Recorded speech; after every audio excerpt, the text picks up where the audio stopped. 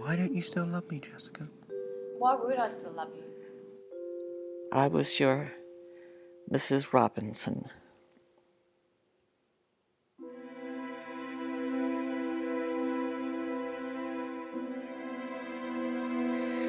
The truth is, I'm all over the place with how I feel for years now.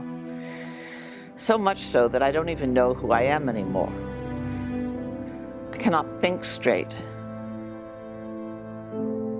How do I get myself back? But back to where?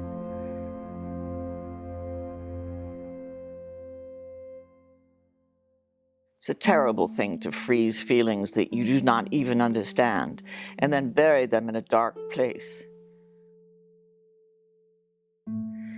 Why is this the only way?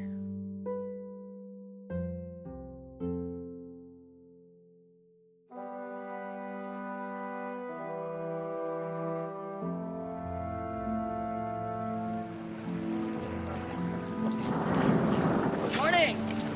Some days go easier than others. Yeah. The glacier's been very active this morning, so what I'd like to do is get you to hop out of the boat first, and then I'll give you a briefing right here on the beach, so just wait right there for me. Slide forward, spin your legs. The higher the drier.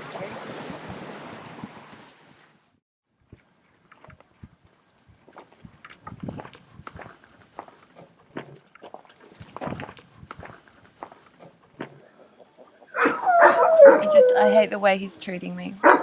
He makes me feel like a dog. Yeah, we'll get rid of you. He's too young anyhow. You need someone your own age who can treat you well. So do it. I'll support you. You're making me cry.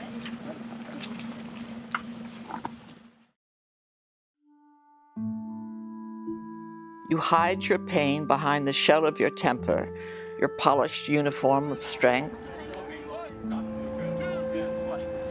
I stumble and believe I cannot feel joy. I guess that's a part of life, the cruelty of nature just taking its course.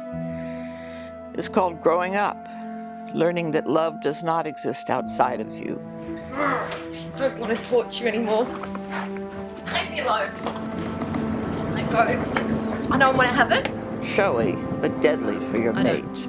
You're a stupid idiot. I don't. Fuck off.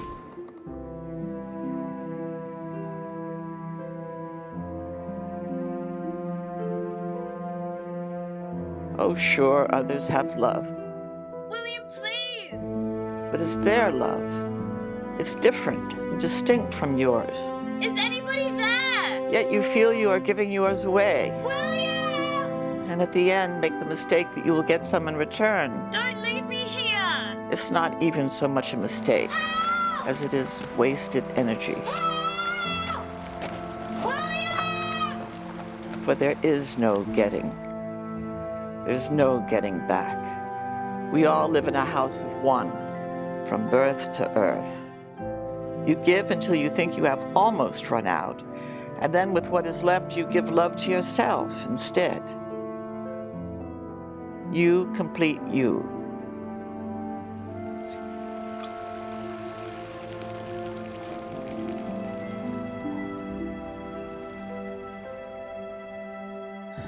I was too young, and you were younger. Our connection was questionable from the beginning. And you realized that too, but neither of us listened to the warnings. Like the mermaid's swan song, we were on the rocks. It had a strange familiarity, something we learned somewhere else, like the smell of a baby, or what the ocean smells like on that day you think the sand will melt you. There was joy in ways that were unfamiliar, but we didn't care. We didn't listen. We both behaved recklessly, as if to test the boundaries of our hearts. Somehow, there was optimism. Days became weeks. I was taken by the salt of your skin and the scent that permeated. We believed there was only one way to live. Living was risk and vulnerability. There were no other rules. There were no other thoughts. We just lived. We lived in a way that we thought everyone else lived.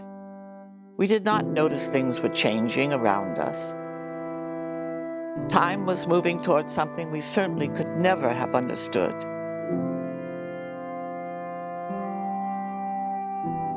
That I could not understand myself, even if someone could have explained it to me. I really did not understand what was going on for you.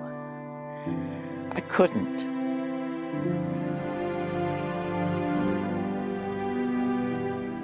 You were not able to communicate that.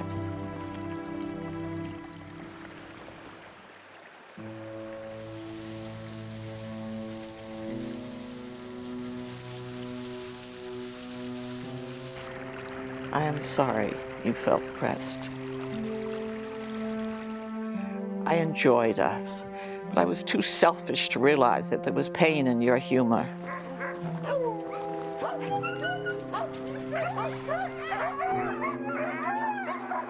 I wish I had understood your point of view. I'm sorry for not being able to hear you.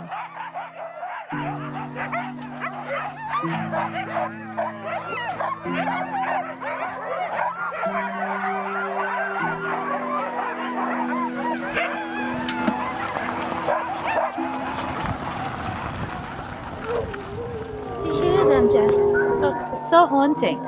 Yeah, for some reason I think that, I can relate to that. This is where William and I met, and it brings back a lot of happy memories, but it also makes me sad. It's Deep sad, within us. it's deep coming from here. It makes me sad, it's just a longing.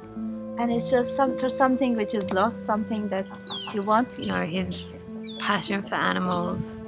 That's why I fell in love with him. And I'm sad that it's over. I'm sorry you chose to disappear forever.